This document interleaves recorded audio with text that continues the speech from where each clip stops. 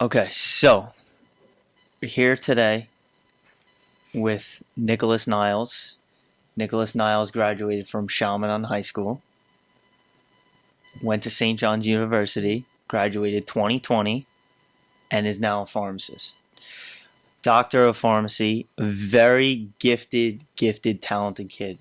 So what we're here today to discuss, obviously, is something that we discuss every single day. We discuss low dose naltrexone. So we're actually it's too long to go into everything. So we're actually gonna take a dive into what our favorite part, the mechanism. Yeah, exactly. Mechanism. All right, so let's go down the mechanism. Start exactly what low dose naltrexone is, what it does, and then we'll follow back with the mechanism. So, what's unique about low dose naltrexone is that it's a compounded medication, meaning that it's not commercially available. It's normally commercially available in 50 milligram tablets like this, but compounding pharmacies like Precision, we take it and we reduce the dose down to anywhere between a half a milligram, typically to 9 milligrams. And what we achieve with this is that low dose naltrexone, instead of just purely blocking opioid receptors all around the clock, which is basically what the high dose naltrexone does, it blocks it only for a brief period of time, maybe about 6 to 8 hours. The opioid receptors are blocked. So we're not fully blocking it. Exactly. We're blocking just a small part of that receptor. Exactly. Okay. So we're blocking the receptor partially for a limited period of time. What does this trigger your body to do? It makes your body want to create more endorphins and enkephalins. One of those enkephalins include the opioid growth factor, for example. Basically, what do these endorphins do? They're involved in many different pathways in the body. And this is where the mechanism begins, Exactly. because obviously there's endorphins do so much. Yeah. But we're just talking about increasing endorphins. So we have it's like a tree Exactly. of branches of different mechanisms. Yeah. So you increase the endorphins high up on the road, and you're creating a huge trickle-down effect into many different systems of the body. So what do these endorphins do? They obviously reduce pain, because endorphins are basically called endogenous morphine that your body produces to relieve pain. It improves your mood, increases euphoria. The main application of low-dose naltrexone is in pain management, because instead of just administering a large amount of opioids to treat the pain, which the patient will eventually develop tolerance to, dependence on, and just the dosage increases.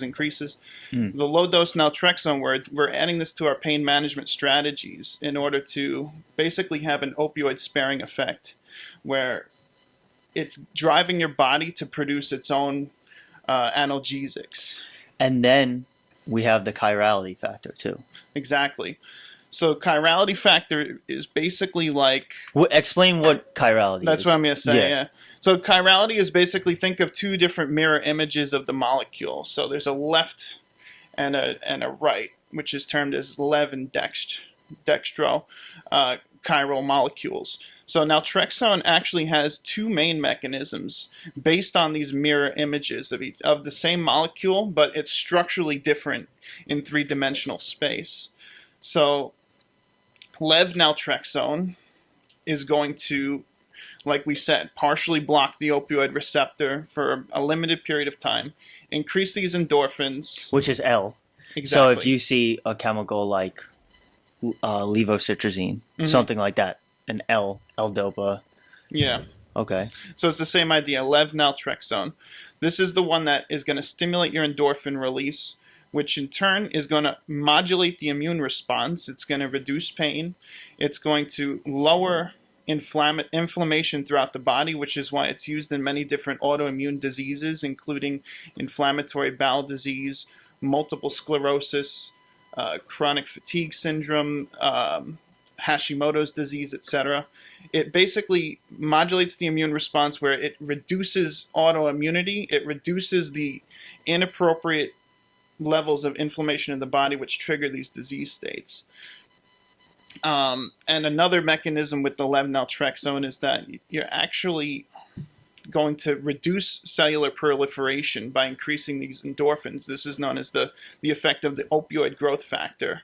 So by increasing the transmission of opioid growth factor, you're going to reduce cellular proliferation, which is important in the context mostly of our autoimmune diseases. So it reduces the inappropriately activated immune cells. It has potential uses in cancer. There's not a whole lot of data on that, but it shows to be an area of promise as well. That was Dr. Bahari back in the day that researched that in cancer for a while. And now get to the other mechanism of the chirality. So now the Low Dose Naltrexone, which we just talked about, that's associated with the opiate receptors. Now the Dextro Naltrexone, the right mirror image, is actually going to basically block something called a toll-like receptor. And these receptors are present on the immune cells.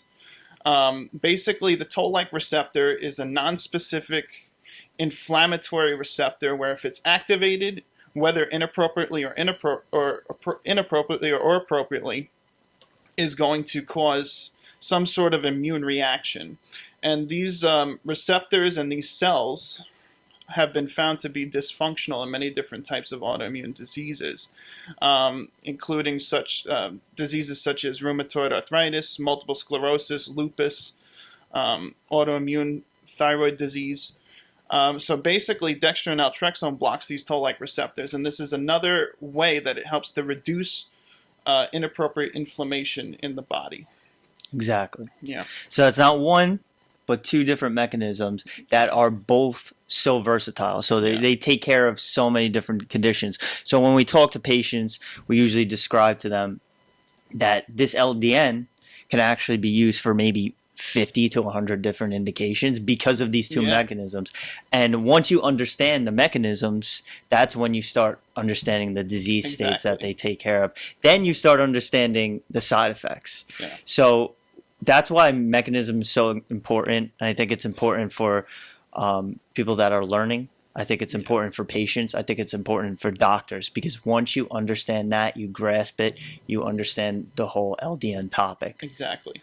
And so I think you did great. You're a whiz. I can't describe it better than you. But we're gonna continue to do this. This is something we're gonna get together, and this is Precision Opinions. But thank you, Nick. My pleasure. You're a godsend. Thank you.